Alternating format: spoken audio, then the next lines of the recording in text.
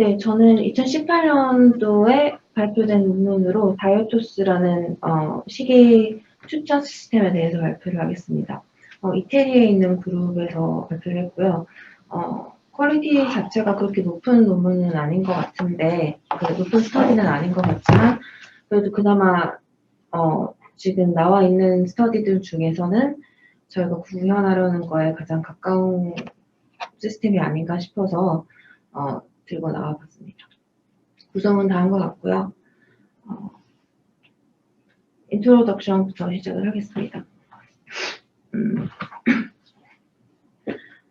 네, 식이와 관련된 질병은 가장 세계적으로 사망 원인에 가장 흔한 이유 중에 하나고, 보통 식이와 관련돼서는 높은 포화지방과 동물성 단백질 그리고 단당류의 섭취와 관련이 되어 있다고 합니다. 그 중에서도 이제 만성 신질환 같은 경우에는 이런 전형적인 식이 관련 질병으로 알려져 있고, 이제 그런 만성 신질환의 진행과 관련된 것들은 이제 고혈압, 당뇨 같은 것들이 있는데, 이것들이 이제 임상적으로 증상이 미약한 경우가 많기 때문에 그거에 대해서 본인이 인지를 못하고 지나치는 경우가 있어서, 그런 인지를 못하는 점이 신조직 손상을 방지할 수 있는, 예방할 수 있는 그런 거에 가장 큰 obstacle이라고 합니다. 그래서 이제 또 그런 신질환 환자들을 위한 그런 식이 가이드라인이 저번 발표 때 말씀드렸던 KDOQI 가이드라인 같은 것에 명시가 되어 있는데요. 이것을 토대로 봤을 때 그런 환자에 대한 임상적인 상태, 그러니까 클리니컬 프로파일링을 통해서 어떤 다이어트가 필요한지를 정확하게 파악하는 것이 가장 중요하고, 그거에 맞춰서 임상적인 반응에 대한 모니터링과 식단에 대한 컴플라이언스를 살피는 것이 치료자들에게서 신질환 환자들을 치료하는 의료진들에게는 가장 큰 미션이라고 합니다. 지금 웹상에서는 식이 관련된 앱이나 서비스가 많이 있지만 그거에 대한 유효성 검증은 많이 되어 있지 않은 상태고, 증거 기반된 컨텐츠가 많이 부족한 상태입니다. 그리고 특히 여기서 제시하는 다이어토스와 같은 경우와 다르게 지금 현존하는 시스템에선 그런 건강정보와 전문적인 식이요법, 그리고 음식의 어떤 지역적 특징을 고려하고 임상적인 모니터링 같은 것들을 고려한 시스템은 없다고 합니다. 그 중에서도 이제 만성질환을 대상으로 한 시스템은 더욱더 없다고 합니다. 그리고 CKD나 당뇨와 같은 환자들을 대상으로 디자인된 음식 추천 시스템이 있긴 하지만 그런 정확한 진단과 식이 설계를 위한 요소들을 다 고려하지 않는 시스템이 많아서 부족한 점이 많다고 하고요. 그에 이어서 이제 이 논문에서 제시한 다이어토스라는 시스템을 만들고 그거에 대한 아키텍처와 기능들을 설명을 하고 있는데요. 이전 두 가지 페이퍼에서 다이어토스와 관련된 여기에 포함된 기술들에 대해서 퍼블리케이션이 있었던 적이 있고, 여기 보시면 2014년도부터 시작해서 2016년도 이렇게 두 가지 논문이 있는 것을 확인할 수 있습니다. 그와 다르게 이번에 새로 추가된 요소는 건강 프로파일링을 통해서 의학 질문서를 통해 헬스 프로파일링을 하여서 그 사람의 건강 상태를 프로파일링을 하고 그냥 건강한 사람들을 넘어서 이제 CKD 환자나 고혈압과 당뇨를 갖고 있는 환자들을 대상으로 범위를 넓혔다고 합니다. 그리고 그에 추가적으로 지역적인 음식에 대한 어떤 기능적인 특성까지 DB에 추가를 하였고, 그런 시스템을 모듈러하게 디자인해서 앞으로도 더 많은 음식을 더 추가할 수 있는 추가할 수 있도록 디자인을 하였다고 합니다. 그래서 더 이런 임상 수치, 크레아틴, 혈당, 혈압과 같은 상세한 임상 수치를 고려한 시스템을 설계를 했다고 하고요. 이전에 있었던 스터디들 같은 것들을 살펴봤을 때 그런 현존하고 있는 모바일 앱 같은 경우에는 이제 환자들을 돕는 방식이 여러 가지가 있는데 그 중에서 가장 흔한 게 이제 기록, 식단을 기록하는 것, 식단을 짜주는 것, 그리고 그 식품에 대한 영양 성분에 대한 정보를 제공하는 것, 그리고 뭐 특정한 레시피를 찾도록 도와주는 것, 이렇게 크게, 그리고 장보기 목록 생성을 하는 것, 이렇게 주로 이런 방식으로 돕는다고 합니다. 그리고 최신에 나온 어떤 레코멘데이션 시스템 같은 경우에는 뭐 게임이나 웨어러블, VR과 같은 신기술도 같이 도입을 하고 있는 추세고요. 하지만 이런 앱들에 대한 질적인 평가가 제대로 이루어지지 않았고 그것의 가장 큰 문제점은 어떤 인상적인 환경에서 테스팅이 부족을 하고 의학적인 근거가 부족하면서 어떤 행동론 중에서 이제 behavior change 테크닉을 반영한 경우가 적고 음식 자체에 대한 질적인 측면에 대한 고려 사항도 부족한 면이 있다고 합니다. 스터디 같은 경우에는 크게 두 가지로 그런 시스테믹 리뷰와 개별적인 어떤 자기만의 어떤 시스템 디자인을 개발한 것들로 나눌 수가 있는데 그 리뷰 스터디 같은 경우에선 이제 현존하고 있는 앱들의 퀄리티와 BCT 테크닉 중 어떤 것을 적용하는지를 봤을 때 그 MARS 스케일이라고 해서 이제 모바일 애플리케이션 레이팅 스케일에 따른 채점을 해보면 그 전반적으로 그냥 중급 정도의 퀄리티를 가지고 있고 그 퀄리티 중에서 높게 차지한 부분은 이제 기능적과 심리적 요소가 가장 높은 점수를 차지했다고 합니다. 즉 어떤 인게이지먼트나 정보의 신뢰성 같은 것은 상대적으로 떨어질 수 있다고 볼 수 있고요. BCT 같은 경우에는 이제 모니터링과 피드백 기술을 많이 사용했다고 합니다. 그리고 이것이 실질적으로 이제 그 심질환 환자들에게서 어떤 효과가 있는지를 살펴본 논문에서는 이제 총 712개 스터디 중에 5가지만 이 스터디에서 나온 그 eligibility criteria를 충족시켜서 개수가 많지는 않지만 그중 5개를 고려해봤을 때 리뷰를 해봤을 때 그런 실질적인 어떤 식단의 변화나 막 그 임상적인 마커 그리고 체중 이런 것들에 뭐 큰 변화를 불러올 수 없었다라는 결론이 나왔고 그 외에 좀 더 디자인이 잘 된 트라이얼과 샘플 사이즈를 늘린 스터디가 필요하다. 그리고 좀 품질이 더 높은 앱을 개발할 필요가 있고 지역적인 음식 특성을 고려한 것이 필요하다라고 제시를 하고 있다고 합니다. 개별적인 시스템들이 뭐가 있나 봤을 때는 CKD 같은 경우에는 그 온톨로지의 hour-based, knowledge-based 스탬프를 만들어서 이제 개인 데이터를 넣으면 그거에 기반해서 어떤 뉴트리언트, 어떤 영양 성분들을 섭취할지 레코멘드 해주는 시스템이 있었고, 뭐 프리펄 같은 경우에는 이거는 이제 이 다이어토스와 조금 비슷한 방식을 택한 것 같은데, 컨텐트 베이스드 리트리버 해가지고 그 유저의 프로파일과 레시피들을 아노테이트 한 다음에 비슷한 것들을 추천해주는 시스템이 있었습니다. 그리고 뭐 다른 시스템 같은 경우에는 그 건강한 측면과 그 사용자의 그런 테이스트 선호도, 음식 선호도를 그 밸런스하는 스터디도 있었고, 시멘틱 프레임워크 같은 것들을 제시하는 것도 있었습니다. 전반적으로 그런 만성질환 환자들을 대상으로 한 식이 시스템에 대한 연구는 부족한 편이고 그런 퍼스널라이제이션이나 추천 시스템이 대부분 그냥 유저 프레퍼런스에 기반을 한 것이 많았고 실질적인 의학적인 지표들을 사용하는 것은 많지 않았다고 합니다. 그래서 다이어토스 시스템의 아키텍처인데요. 여기서 보시면 이제 데이터베이스 부분이 있고 데이터베이스 안에는 유저 프로파일, 음식에 대한 정보, 질병에 대한 정보, 그리고 설문지 이런 데이터베이스들이 있고 이 데이터베이스들을 아래 모듈들이 접근할 수 있게 만들어 놨습니다.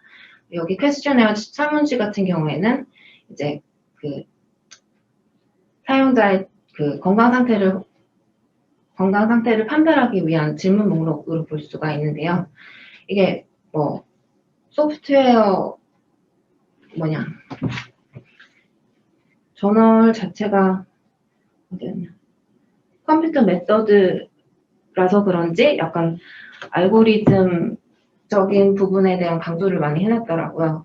그래서 여기 보시면 이제 어떤 트리 형태를 따른 식으로 구성을 해놨고 나중에 이건 나중에 더 설명을 드리겠습니다.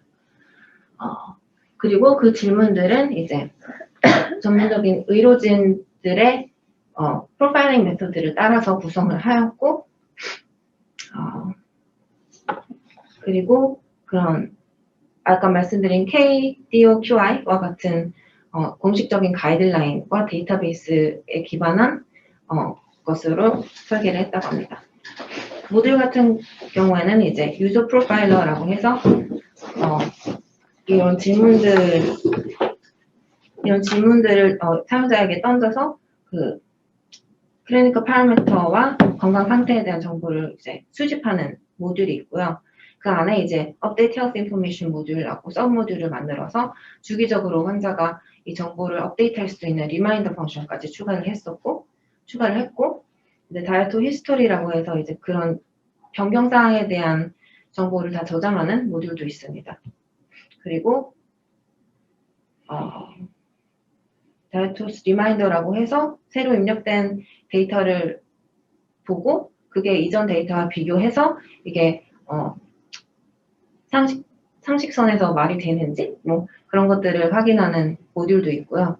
그다음에 이제 CKD calculator 모듈에선 이제 그냥 GFR 계산하는 모듈이 있는 것으로 보입니다. 그다음에 다이어토스 후드 필터라고 하는 모듈에선 여기 이제 recommendation의 핵심 시스템이죠. 거기서 그 건강 상태와 그에 맞는 음식을 셀렉트해서 그냥 필터아웃 시키는 모듈이 있습니다. 다이어트 시큐리티는 이제 보완적인 부분인데 이 논문을 쓰는 시점에서는 아직 개발 중에 있는 상태라고만 설명이 되어 있었습니다.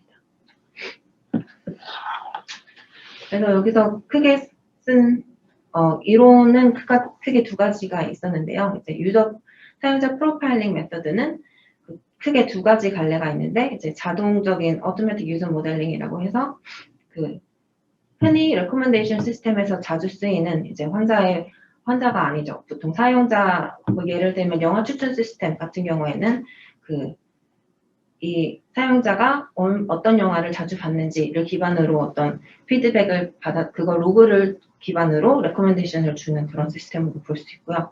Cooperative User Modeling이라고 해서 이제 직접 사용자가 어떤 정보를 제공해서 레이팅 같은 정보를 제공해서 그거를 기반으로 추천하는 시스템이 있는데 다이어토스 같은 경우에 두 번째 모델을 채택을 했고 그 다음에 컨텐트 어댑테이션 중에서는 이제 컨텐트 셀렉션 이론을 사용했다고 하는데 이거 같은 경우에는 그 각각의 컨텐트 데이터를 어떤 피처들로 태깅을 한 다음에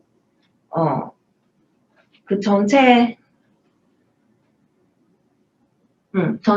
아이템 그 컨텐트 아이템 목록 중에서 그 특정 카테고리에 있는 유저 프로파일과 맞는 특정 카테고리에 있는 컨텐츠를 보여주는 그런 방법을 썼다고 합니다.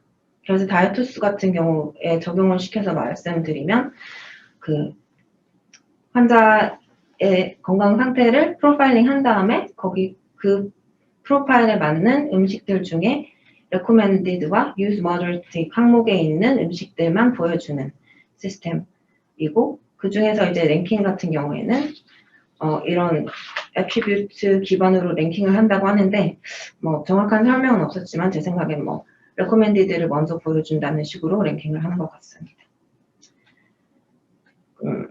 네, 그래서 이제 유저 프로파일링 같은 경우에는 아까 말씀드렸다시피 전문적인 의료진들의 프로파일링 메소드를 따라서 이제 이 사람이 당뇨가 있는지 고혈압인지 심질환 환자인지를 판별을 하고 플로우차트 형식으로 만들어서 알고리즘을 짰다고 합니다. 네. 그래서 이런 전문적인 의료진들이 쓰는 문진 사항들을 포함을 했기 때문에 정확한 진단이 가능하다고 주장을 하고 있고요. 이런 플로우 차트를 만들어서 이거 같은 경우에는 이제 당뇨에 대한 부분, 요거는 고혈압에 대한 부분인데 그렇게 엄청 특별하거나 예외적인 건 없고 그냥 어떤 약물을 당뇨 관련된 약물이나 인슐린을 먹고 있는지 그게 아니면 혈당은 어느 정도 되는지 물어보고 그 다음에 그거에 따른 이제 분기점을 만들어서 이 사람이 당뇨다, 정상이다, 아니면 low sugar tolerance다 이렇게 판별하는 플로우 차트가 있고 그 외에 이제 당뇨인 경우에 이제 신기능은 정상인지에 대한 부분은 또 별도의 플로우 차트로 만들었습니다. 이것도 비슷한 맥락이고요. 이제 여기 이제 renal insufficiency를 스크리닝 해야 된다라는 항목으로 가면 그다음 요 플로우 차트로 가서 이 사람의 그 크레아틴 레벨을 입력받아서 기존에 이제 CKD EPI 포뮬라를 따라서 GFR을 계산을 하고 그에 따라서 또 각각 항목으로 나뉘어서 이거 같은 경우에 이제 신기능은 정상이기 때문에 그냥 이전에 있던 고혈압과 당뇨에 해당하는 정보를 토대로 식단을 짜주고 그게 아니면 이제 이 빨간색 네모로 표기된 게 어떤 식단을 따라야 되는지에 대한 그 일종의 엔드포인트라고 볼 수 있는데 low protein, low salt, hypophosphate 다이어트를 따라야 된다. 물에 대한 제한을 해야 된다. 이런 엔드포인트들이 있습니다. 그래서 이거 같은 경우는 상세하게 알고리즘을 어떻게 짰는지에 대한 설명 같은데 그렇게 막 방법론적으로 특별한 건 없다고 느꼈고 그냥 이렇게 각각의 노드가 여기서 이게 각각의 노드가 있고 그거에 따라서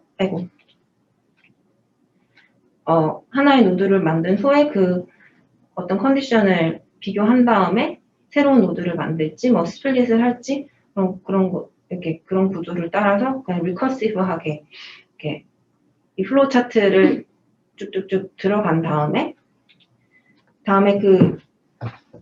그 리커시브하게 들어간 것을 다시 백트래킹해서 어떤 하나의 질문 세트를 만드는 거라고 이해를 했습니다. 그래서 결론적으로 주장하고자 하는 건 이런 트리 구조에서 특정한 그 하나의 싱글 패스만 따르기 때문에 필요한 정보만 환자에게 물어서 정확한 진단을 내릴 수 있다. 이런 내용이었고요.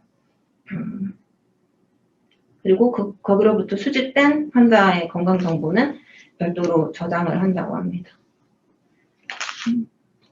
네, 요것도 그냥 요 앞에 플로우 차트에 대한 그냥 플로우 차트를 내용적으로 기술한 부분입니다. 그 다음에 이제 음식 같은 경우에는 레코멘데이션을 3가지 방법으로 한다는데요.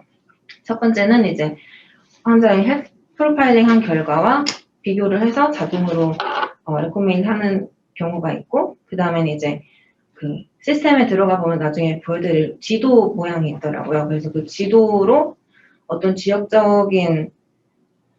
지역별로 어떤 음식이 생산이 되는지에 따라서 레코멘드 하는 경우가 있고 방법이 있고 그리고 영양 정보를 이렇게 아래와 같이 어디에 좋은 효과가 있는지 그런 것들을 그리고 어떤 것에 안 좋은지를 보여주는 방식이 있다고 합니다. 그래서 결국엔 이제 앞선 정보를 토대로 그냥 필터 아웃 시켜서 레코멘데이션을 주는 방식이고요. 여기서는 이제 그런 시스템이 여기서 디자인 시스템이 아까 말씀드린 기존의 레코멘데이션 시스템에서 많이 쓰는 제가 용어를 까먹었는데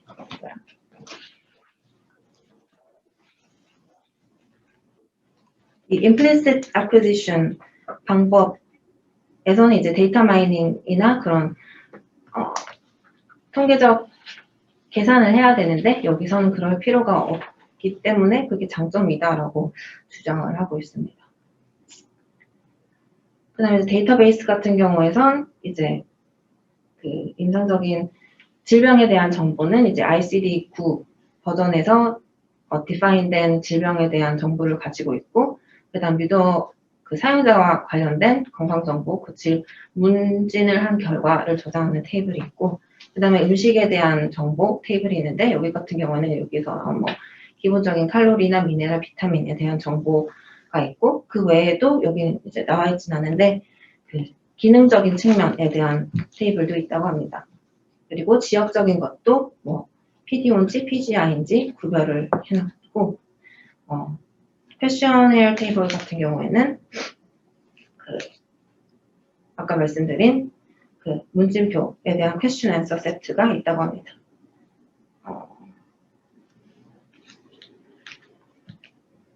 네. 시스템 같은 경우에는 웹으로 구현이 되어 있고요. 여기 뭐 각각 부분에 대해 어떤 랭귀지를 썼는지 스페시피케이션이 있고, 웹페이지 같은 경우는 이렇게 생겼는데 지금 들어가 보니까 제대로 작동한 것 같지는 않습니다. 아까 말씀드린 계정을 만들어서 로그인을 해봤는데 제대로 이렇게 뭐 검색했을 때 검색 결과가 뜨지 않는 상태였고, 여기 뭐 지도 기반으로도 뭐 검색을 할 수 있는 것 같았는데 실제로 구현을 해볼 수는 없었습니다. 그리고 이거 같은 경우는 임상적인 세팅에서 테스트를 하기 위해서 진행한 결과인데요. 네. 40명을 대상으로 20명은 그 만성 신질환 환자였고, 나머지 20명은 그 age matched control 샘플인 걸로 제가 기억을 합니다. 네. 그렇게 40명을 모아서 혈액 검사 결과가 없는 사람들 같은 경우에는 혈액 검사를 진행을 했고, 40명 모두 그 다이어토스 시스템을 통해서 그 문진표 작성을 해서 프로파일링 프로시저를 거쳤다고 합니다. 그래서 이게 총 40명에 대한 기본 임상 정보였고요. 그 다음에 이제 이 앞서 문진한 결과를 토대로 그 같은 사람들의 대상으로 전문의가 진단을 또 별도로 내렸습니다. 그래서 그 전문의가 내린 진단과 시스템을 통해서 내린 진단 결과를 비교를 해서 이제 뭐 true positive, true negative, false positive, false negative 이렇게 네 가지로 분류를 했는데, 보시다시피 이제 false negative나 positive는 하나도 없고, 두 명이 true negative. 그렇군요. true negative고 나머지는 true positive였습니다.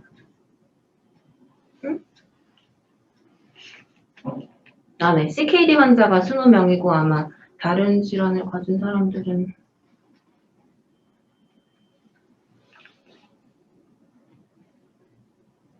죄송해요. 제가 이 테이블을 다 전체를 갖고 온 게 아니라서 헷갈렸네요. 이 개수는 제가 안 들고 왔네요. 죄송합니다.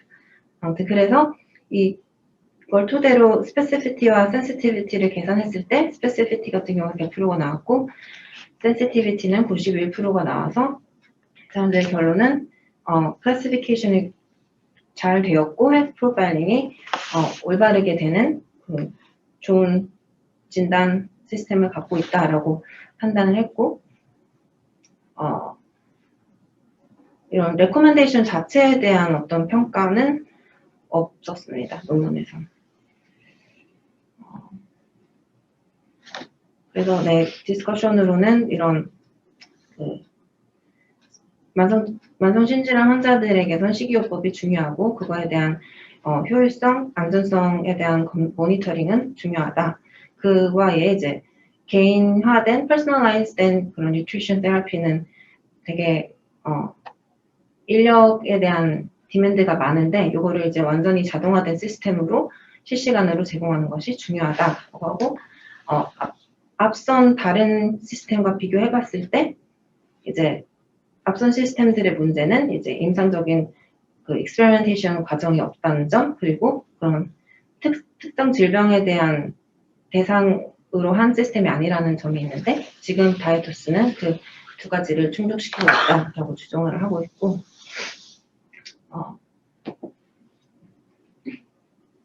앞으로 이제 더 개발할 사항은 이제 새로운 음식을 추가를 하고 그 사용자들의 질병 상태에 대한 변화를 트래킹을 해갖고 트래킹할 수 있는 뉴 시스템을 만들고 그런 문진표도 더 추가를 하여서 기존에 있었던 3가지 질병 외에 다른 컨디션에 있는 임신과 같은 다른 컨디션에 있는 환자로 대상을 확장시키고 싶다라고 퓨처워크를 얘기하고 있습니다.